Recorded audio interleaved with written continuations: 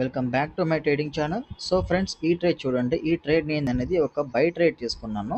So నేను ఎందుకు by trade తీసుకున్నాను అనుకుంటే, సో ఫస్ట్ నేను అప్డేట్ చేసుకున్న మార్కెట్ వచ్చేసి ఒక కంప్లీట్ అప్ ట్రెండ్ అనేది వెళ్తుందండి. ఈ అప్ ట్రెండ్ తర్వాత నేను అప్డేట్ చేసుకున్న 2 పాయింట్స్ ఏంటంటే, ఫస్ట్ ఈ యొక్క గ్రీన్ క్యాండిల్ని అబ్జర్వ్ చేసుకున్నాను. సో ఒక చిన్న గ్రీన్ క్యాండిల్తో మనం ప్రిడిక్ట్ చేయలేం కాబట్టి, సో మళ్ళీ ఇంకో కన్ఫర్మేషన్ కోసం ఇంకొక గ్రీన్ క్యాండిల్ కోసం వెయిట్ చేశాను. సో అప్పుడు నాకేంటంటే ఈ యొక్క మళ్ళీ ఇంకో గ్రీన్ క్యాండిల్ వచ్చింది అండ్ పక్కన ఒక హై అనేది క్రియేట్ అయిపోయింది.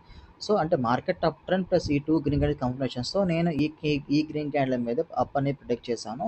సో ట్రేడ్ అనేది ప్రాఫిట్‌లో బుక్ అయిపోయింది. సో ఇలా ఏంటంటే మనకి ముందున్న క్యాండిల్స్ ఇన్ఫర్మేషన్ ప్రొవైడ్ చేయడంతో ప్రెజెంట్ జరిగే క్యాండిల్ మనం ప్రిడిక్ట్ చేయొచ్చండి. ఓకే. సో నేను ఇప్పుడు ఇంకో పెయిర్ చూస్ చేస్తాను. Let me select another pairs అండి.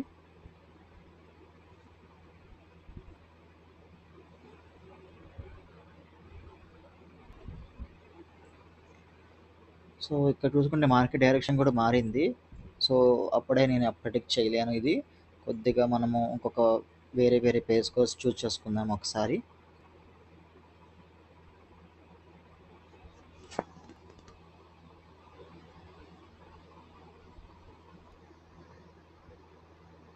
ఓకే. ఓకే.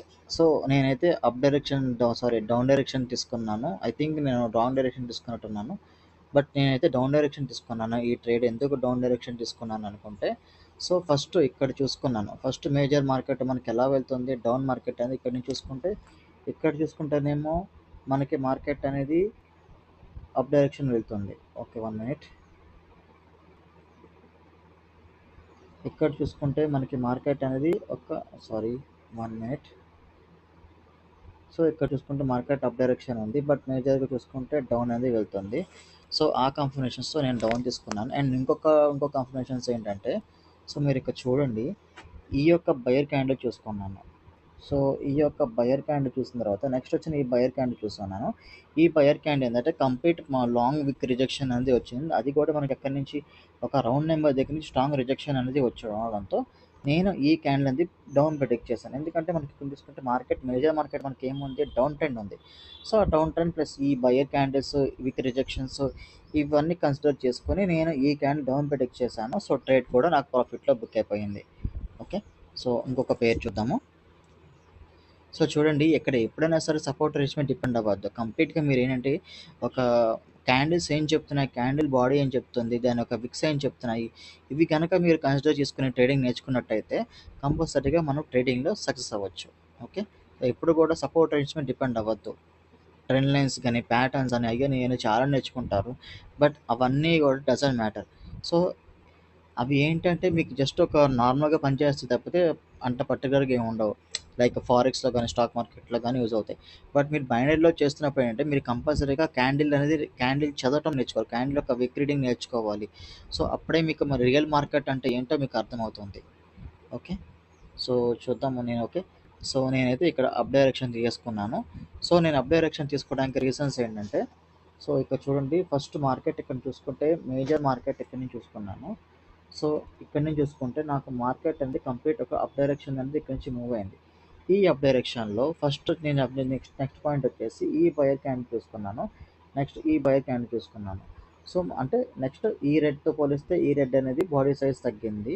బట్ నేను అబ్జర్వ్ చేయని పాయింట్ ఏంటంటే, ఒక పాయింట్ మిస్ చేయడం అనేది నేను ఒక పాయింట్ మిస్ అనేది చేశాను. ఏంటంటే ఇక్కడ బై క్యాండిల్ వచ్చినప్పుడు ఈ బై క్యాండిల్ ఇక్కడ హై అనేది క్రియేట్ చేసినా బాగుండేది. బట్ నేను హై కూడా చూసుకోకుండా నేనేంటంటే ఒక డౌన్ అనేది ప్రిడిక్ట్ చేశాను. బట్ ఈ ట్రేడ్ కొద్దిగా చూసుకుంటే లాస్‌లో వెళ్తున్నట్టు అనిపిస్తుంది. సో చూద్దాం, మనకి ఇంకా 10 సెకండ్స్ కూడా ఉంది కదా, టైం చూద్దాం. ఓకే. సో మనకి ఇంకా 4 సెకండ్స్ ఉంది. చూద్దాం మన ట్రేడ్ ఎలా క్లోజ్ అవుతుందో. Yes, perfect. సో ఈ ట్రేడ్ కూడా నేను విన్ అయిపోయానండి. సో టోటల్‌గా నేను 4 ట్రేడ్స్ నేను ప్రిడిక్ట్ చేశాను. 4 ట్రేడ్స్ కూడా నాకు ఆల్మోస్ట్ అన్నీ విన్ అయిపోయినాయి. ఎక్కడ కూడా లాస్ అనేది రాలేదు. సో ఇక్కడ ఈ ట్రేడ్ మళ్ళీ ఎక్స్‌ప్లెయిన్ చేస్తాను చూడండి ఫ్రెండ్స్. ఇక్కడ ఫస్ట్ మార్కెట్ వచ్చేసి నేను ఇక్కడ నుంచి చూసుకుంటే ఈ మార్కెట్ డౌన్ ఉన్నా సరే ఇక్కడ ఈ మార్కెట్ కూడా అబ్జర్వ్ చేసుకోవాలి మనం. ఈ మార్కెట్ చూసుకుంటే ఇక్కడ మార్కెట్ అనేది అప్ ఉంది. ఈ అప్ తర్వాత ఈ యొక్క బై క్యాండిల్ అనేది చూసుకున్నాను. ఈ బై క్యాండిల్ ఇక్కడ మనకి ఇంక్రీజ్ అయ్యింది. Okay. First point. Next point వచ్చేసి ఈ సెల్లర్ ఎవరైతే ఉన్నారో ఈ సెల్లర్ అనేవాళ్ళు ఇక్కడ బాడీ సైజ్ అనేది తగ్గిచ్చేశారు. సో ఒక తర్వాత 2 సెల్లర్స్ తర్వాత ఒక బయర్ వచ్చినప్పుడు మనము మళ్ళీ సెల్ తీసుకోవడానికి ఛాన్స్ లేదు. ఎందుకంటే ఇక్కడ మనకి మార్కెట్ అప్ ట్రెండ్ ఉంది అండ్ ఇక్కడ సెల్లర్ అనే వాళ్ళు బాడీ సైజ్ తగ్గించున్నారు అండ్ మార్కెట్ కూడా అప్ ట్రెండ్ ఉంది కాబట్టి నేను ఆ కన్ఫర్మేషన్స్తో నేను ఇక్కడ అప్ డైరెక్షన్ ప్రెడిక్ట్ చేశాను. సో ట్రేడ్ కూడా నా ప్రాఫిట్లో బుక్ అయిపోయింది. సో ఇలా ఏంటంటే మనకి ముందున్న క్యాండిల్స్ ఇన్ఫర్మేషన్ ప్రొవైడ్ చేస్తాయండి. సో మీరు కూడా ఇలా క్యాండిల్ అనాలిసిస్ నేర్చుకోవాలి, క్యాండిల్ యొక్క రీడింగ్స్ నేర్చుకోవాలి, క్యాండిల్ ఫిక్స్ అని చెప్తున్నా అది నేర్చుకోవాలనుకుంటే కనుక నాకు టెలిగ్రామ్లో మెసేజ్ చేయండి. నేను కంపల్సరీగా మీకు సపోర్ట్ చేస్తాను. Okay, thank you.